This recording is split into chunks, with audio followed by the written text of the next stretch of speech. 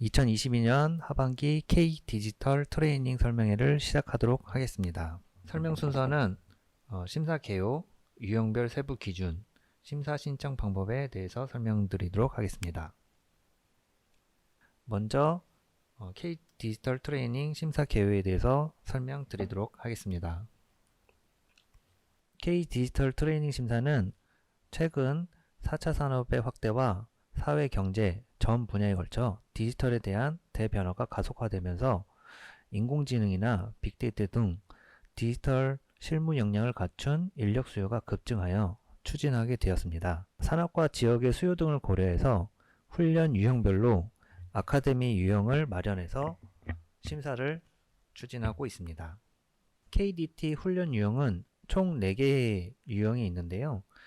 참여기업의 훈련 수요를 통해 참여기업과 훈련기관 간 협약을 한 후 기업 현장 중심의 디지털 신기술 분야 훈련 과정으로 전체 훈련 과정의 30% 이상을 프로젝트 과제로 편성하는 디지털 신기술 아카데미 유형이 있고, 기업이 속한 협단체가 회원사의 인력 등 수요조사를 통해 훈련기관과 협약을 체결하여 설계하는 벤처 스타트업 아카데미, 그리고 지역별 인적자원개발위원회가 해당 지역의 인재 양성을 위해 참여기업과 훈련기관을 발굴하고 알맞게 매칭하여 협약을 체결하여 설계, 운영하는 지역주도형 아카데미. 마지막으로 디지털 선도기업이 갖고 있는 좋은 프로그램을 자체적으로 운영하거나 운영지원기관을 통해 함께 운영하는 디지털 선도기업 아카데미 유형이 있습니다. K 디지털 트레이닝 사업의 목적은 기업 현장에 알맞고 그동안의 직업훈련의 형태를 탈피하고 새롭고 다양한 훈련 방식을 활용하여 문제 해결 능력 향상을 위해 핵심 실무 인재를 양성하는 데 있습니다.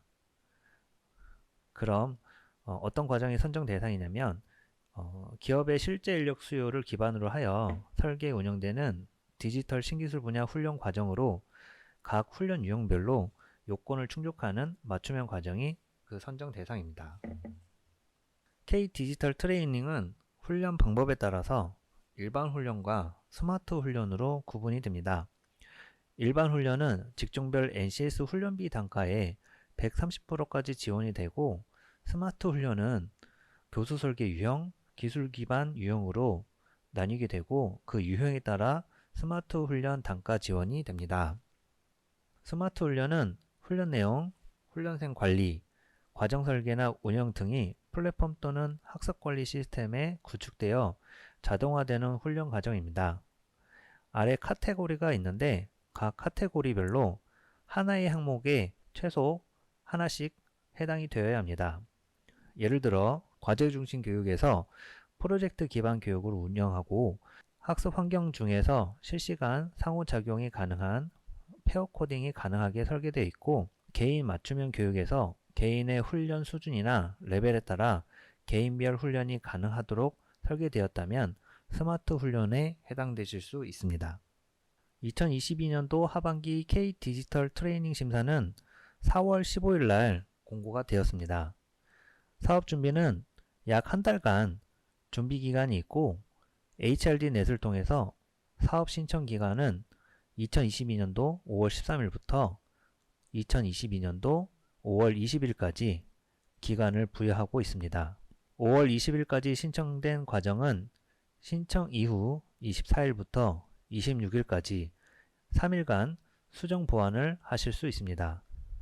이후 심사를 통해서 저희 KDT에 선정이 되면 선정 결과 발표 2일부터 2024년 12월 31일까지 3년간 운영 가능하십니다. 다만 매년 성과평가를 통해 훈련 가능 인원 및 사업을 계속 운영하실 수 있는지 등을 평가할 예정입니다. 먼저 올해 선정 과정은 22년 12월 31일까지 운영이 가능하고, 성과평가를 통해서 2차년도 운영 가능 인원과 운영 가능 여부 등을 평가하게 됩니다. 3차년도도 마찬가지로 성과평가를 통해서 운영 가능 인원과 운영 가능 여부에 대해서 평가를 하게 되므로 참고해 주시기 바랍니다. 훈련비는 훈련 유형과 훈련 방법에 따라 지원되니 공고문을 참고해 주시기 바랍니다. 신청 방법은 HRD넷을 통해 심사 신청이 가능하고 과정 심사 메뉴에서 심사 공모 조회를 하시면 K 디지털 트레이닝 13에서 16회차가 조회가 됩니다. 디지털 신기술 아카데미는 13회차, 벤처 스타트업 아카데미는 14회차, 지역 주도형 아카데미는 15회차, 디지털 선도기업 아카데미는 16회차로 선택하시면 됩니다. 각 유형별로 신청 회차가 구분되어 있어 신청하고자 하는 아카데미로 꼭 신청해 주셔야 합니다. 예를 들어 벤처 스타트업 아카데미로 신청하려고 하였는데 15회차로 선택해서 신청하게 되면 지역 주도형 아카데미로 신청하는 것으로 되기 때문에 신청 차수를 꼭 꼼꼼하게 확인하여 신청해 주시기 바랍니다. 그리고 고용노동부 지원 훈련 사업에 처음 참여할 경우 훈련기간 관리번호가 없을 수 있습니다. 훈련기간 관리번호가 없을 경우 사전에 훈련기간 관리번호를 꼭 발급하고 나서 심사 신청을 해주시기 바랍니다. 신청 서류는 뒤에서 자세히 설명드리도록 하겠습니다. 심사 추진 일정은 신규 기관과 기선정 기관을 나눠서 진행하게 되는데요. 신규 기관은 8월 중 결과를 발표할 예정이고 기선정 기관은 7월 중에 발표할 예정입니다. 여기까지 심사 개요에 대해서 설명을 드렸습니다. 유형별 세부 기준에 대해서 설명드리도록 하겠습니다. 먼저 디지털 신기술 아카데미에 대해서 설명드리겠습니다. K 디지털 트레이닝은 기존 고용부 지원 훈련 사업과 신청 자격부터 조금 차이가 있는데요. 디지털 신기술 아카데미는 6가지 신청 자격으로 나뉘고 있습니다. 먼저 작년에 훈련기간 인증평가에서 우수 훈련 기관으로 선정된 기관이 있는데 해당 기관들은 참여가 가능합니다. 우수 훈련 기관이 아니더라도 고용노동부 사업을 운영하면서 취업률이 60% 이상인 기관도 참여가 가능합니다. 훈련 수료 후 6개월 이내 취업률 기준으로 보고 있으며 해당 과정은 2018년도 7월 1일부터 2021년도 6월 30일까지 훈련이 종료된 과정이 해당합니다. 세 번째로 교육부에서 21년도 대학 기본역량평가 결과에 따라서 일반 재정지원대학과 특수목적대학은 신청이 가능합니다. 네 번째로 직업훈련을 실시하고 매출액이 30억 원 이상이거나 수료 기준으로 훈련 인원이 300명 이상인 기관으로서 21년도 기준으로 정부 등에서 지원받지 않는 100% 비환급 과정으로 운영한 기준입니다. 다섯 번째로 한국산업인력공단이 공모하고 선정한 K-디지털 플랫폼 기관이며 마지막으로 K-디지털 트레이닝 기선정 기관 중에 행정처분이 없거나 성과평가 등 실적이 좋아서 신청 마감일 기준으로 계속 훈련 운영이 가능한 기관도 가능합니다. 말씀드린 6개 신청 자격 중에 해당이 된다면 참여기업과 협약을 맺어서 심사 신청이 가능한데 다만 최근 3년간 훈련기간 인증평가에서 인증유예를 받지 않는 기관으로서 신청이 가능합니다. 훈련과정 편성 요건에 대해서 설명드리도록 하겠습니다. 훈련 직종은 디지털 신기술 관련된 분야에 해당하는 22개 국기 직종에 해당이 되며 과정 설계는 디지털 신기술 관련 훈련 수요가 있는 기업을 발굴해서 임직원 인터뷰, 수요조사, 직무 분석을 통해서 기업의 요구사항을 담은 협약을 체결하고 이를 기반으로 훈련 과정을 편성하여야 합니다. 훈련 시간은 총 350시간 이상으로 훈련 시간을 편성해야 하고 훈련 기간은 3개월 이상 1년 이하로 편성하시면 됩니다. 다만 신청한 훈련 시간은 심사를 통해 조정될 수 있습니다. 기업의 수요조사 등을 통해 편성하였음에도 불구하고 350시간 이하로 설계된 경우도 있을 수 있습니다. 그럴 경우 별도 심의위원을 통해서 인정 여부를 판단하도록 하겠습니다. 또 참여기업의 직무 내용, 실무 데이터를 반영하여 총 훈련 시간의 30% 이상은 프로젝트 학습으로 편성을 하셔야 합니다. 참여기업은 주요 역할을 하는 기업이 2개 이상 확보가 되어야 하는데 참여기업이 많다고 무조건 좋은 건 아니고 참여기업은 과정 설계부터 프로젝트 학습, 기업의 데이터를 제공한다든지 실질적으로 훈련 설계 및 운영에 참여하는 기업이어야 합니다. 또 참여기업은 디지털 신기술 분야에 인력 수요가 있는 기업이어야 하며 교육 서비스업이 주 사업 분야에 해당되는 경우 제한될 수 있습니다. 훈련 시설은 훈련생이 학습권 보장을 위해 집체 훈련 시간의 경우 최소 20인 기준 45m 제곱, 정원 추가 시 1인당 1.5m 제곱으로 최소 면적 기준으로 보고 있습니다. 운영사항에 대해 말씀드리도록 하겠습니다. 먼저 훈련생 선발은 국민 내일배움 카드를 발급받아 훈련 참여가 가능하신 분 중에 훈련 운영기관 및 관리기관의 의견을 수렴하여 자율적으로 선발이 가능합니다. 또 훈련의 효과를 향상시키기 위해 프로젝트 학습, 현장 실습, 특강의 경우 K 디지털 트레이닝 과정 간 합반 또는 분반하여 운영도 가능하고, 이럴 경우에는 사전에 지방고용노동관서 승인이 필요합니다. K 디지털 트레이닝은 일일 최대 12시간을 초과하지 않는 범위 내에서 야간 또는 주말에도 훈련 운영이 가능합니다. 또 참여기업 요구로 훈련 과정 내용 변경이 필요한 경우 지방고용노동관서에 위탁계약 변경을 신고하여 변경도 가능합니다. 다만 변경으로 인한 추가적인 훈련비 지원은 안 된다는 점은 참고해 주시기 바랍니다. 성과평가 관련하여 말씀드리겠습니다. 심사를 통해 K 디지털 트레이닝 과정으로 선정된 과정은 3년간 운영이 가능합니다. 또 훈련 가능 인원을 배정해 드리는데 매년 심사를 통해 이를 재배정하고 있습니다. 이때 국기 직종 중에 폐지되는 직종은 참여에 제한이 될 수도 있습니다. K 디지털 트레이닝은 운영 성과를 중요하게 보고 있습니다. 그렇기 때문에 운영 훈련 실적과 모집률, 취업률뿐만 아니라 프로젝트 결과물 같은 성과를 별도로 모니터링하고 있고, 이를 통해 다음 연도 훈련 가능 인원과 지원 필요성 등을 검토해 활용하고 있습니다.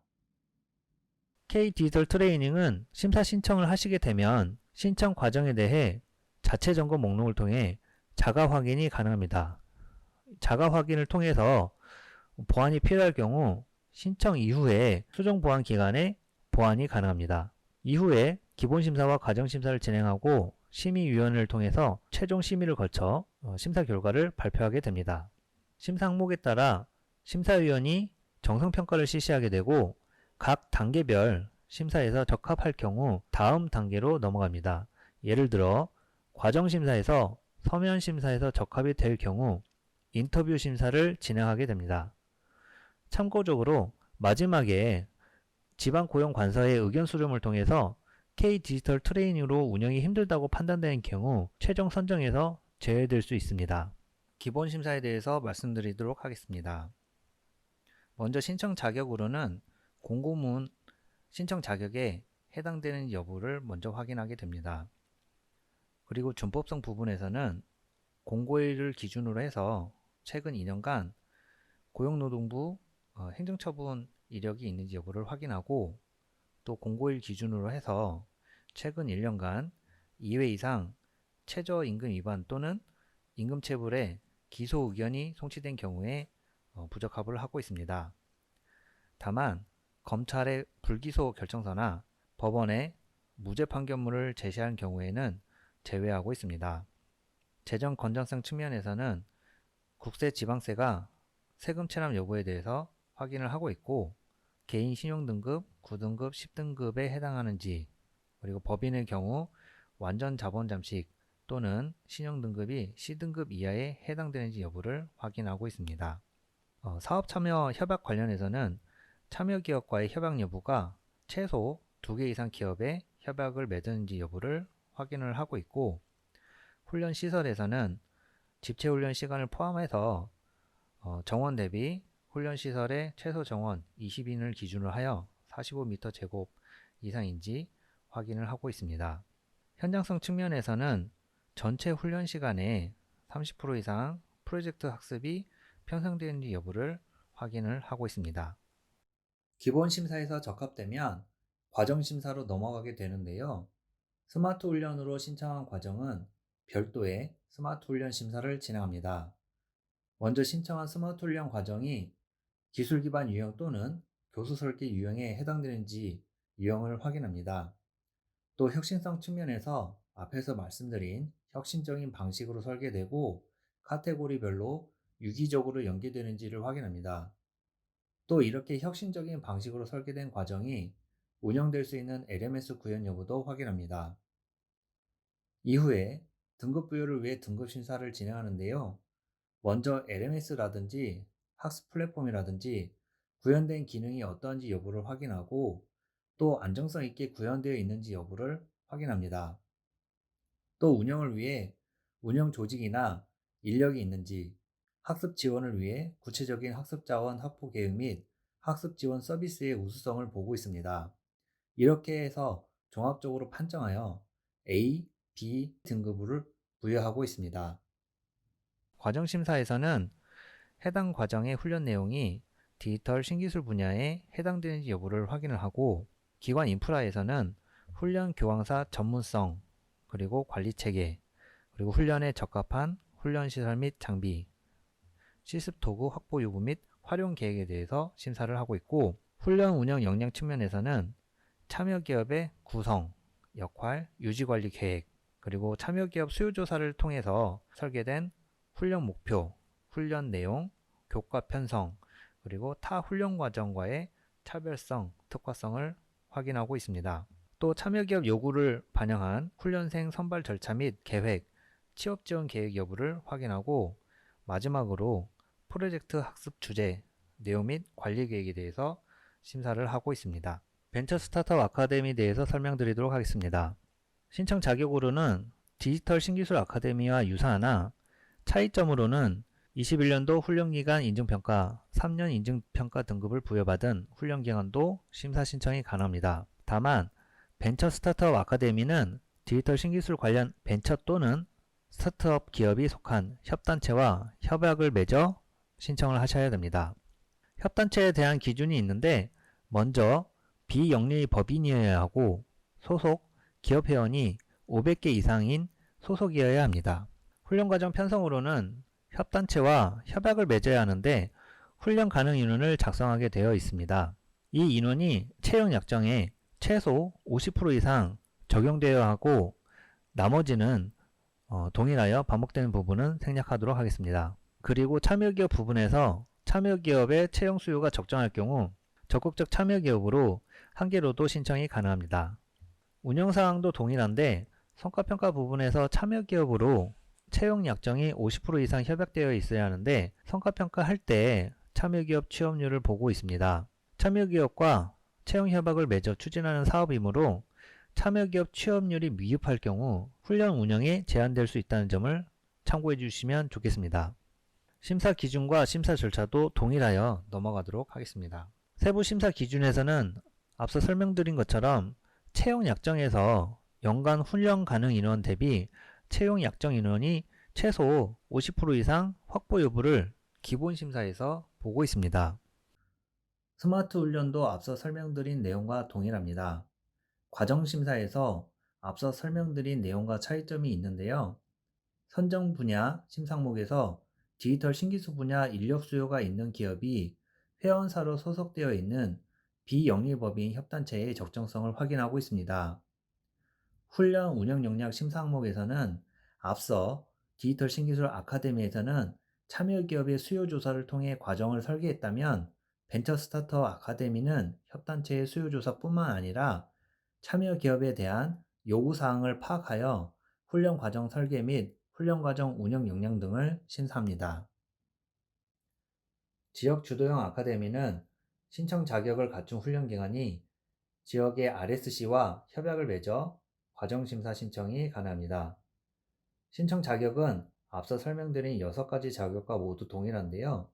다만 신청 자격이 있는 훈련기관이 매년 각 지역의 RSC에서 해당 지역이 필요로 하는 인력, 또 그 지역 기업에서 필요로 하는 인력 등을 수요조사를 하게 되는데, 이 수요조사 결과를 바탕으로 해당 지역의 RSC와 같이 과정 설계를 하시면 됩니다.